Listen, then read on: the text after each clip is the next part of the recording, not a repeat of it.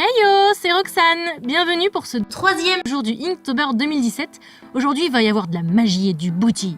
Le titre de cette vidéo est tout en subtilité, n'est-ce pas? Le mot du jour est poison, qui signifie poison. Voilà, c'est exactement le même mot en français. Dans un premier temps, ça m'a évoqué une fiole. Étonnant, n'est-ce pas? Ceux qui me suivent sur les réseaux sociaux, vous savez que j'en dessine tout le temps. Bah oui, moi tu me dis poison, je te fais une fiole avec du poison, quoi. Et je voulais en faire une autour de laquelle un serpent serait enroulé, mais je n'ai pas trouvé mon bonheur en termes de mise en page, donc je suis partie sur un personnage. Je trouvais la position intéressante. C'est vrai que je dessine rarement des personnages de dos, mais la raison pour laquelle elle a fini l'effet salaire, c'est parce que, en fait, je dessine toujours mes personnages nus avant de les habiller, mais cette fois-ci, je trouvais que les fesses étaient réussies, et je me suis dit que c'était dommage de les recouvrir avec des habits. À un moment, j'ai aussi pensé à recouvrir son corps de tatouages complètement, mais avec la texture des cheveux, ça aurait été trop chargé. Et j'ai bien fait parce que sur le résultat, on comprend mieux comment elle se tient, sa position générale, avec sa main qui part sur le côté comme ça à droite. D'ailleurs, le côté potion qui vole avec cette magie, ça me fait un peu penser à Evangeline McDowell du manga Negima, je sais pas s'il y en a qui connaissent. Quand elle apparaît dans le tome 3, on voit ces petites fioles rondes et en fait à chaque fois que je dessine des petites fioles rondes, je pense à elle. C'est mon personnage préféré de cette série. Pour ce qui est des cheveux, leur donner de la texture est une étape longue, mais ce n'est pas une étape désagréable, parce que c'est un peu comme du doodling. On laisse aller son trait, son stylo, et on suit le mouvement jusqu'aux pointes.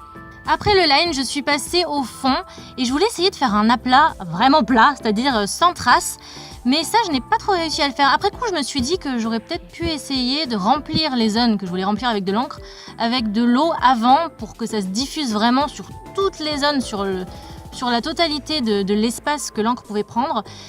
Mais je sais pas, en fait, si vous avez une technique pour ça d'ailleurs, n'hésitez pas à me le dire en commentaire. Mais je réessayerai peut-être une autre fois. Là finalement, on voit quelques petites traces, mais ça ne me gêne pas sur le résultat, je trouve ça sympa quand même.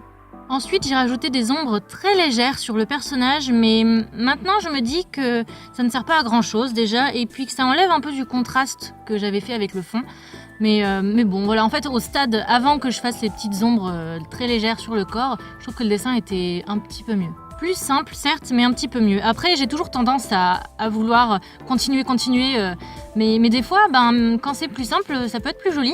Après, ça dépend où on veut aller dans son dessin, hein. Moi, j'ai toujours tendance à vouloir mettre beaucoup de volume, mais finalement, comme ça, en blanc et tout, c'était plutôt pas mal. Alors, on voit pas trop les petites ombres claires que j'ai faites, mais c'est une autre piste, c'est un autre chemin qu'on peut donner à un dessin, et c'est aussi intéressant. Voilà, le dessin se termine, j'espère qu'il vous plaît. On se retrouve demain à 16h30. N'hésitez pas à vous abonner à la chaîne si vous voulez voir la suite de ce Inktober 2017. N'hésitez pas aussi à partager la vidéo si elle vous a plu, à lui laisser un petit pouce bleu. Moi je vous fais plein de bisous et je vous dis à demain.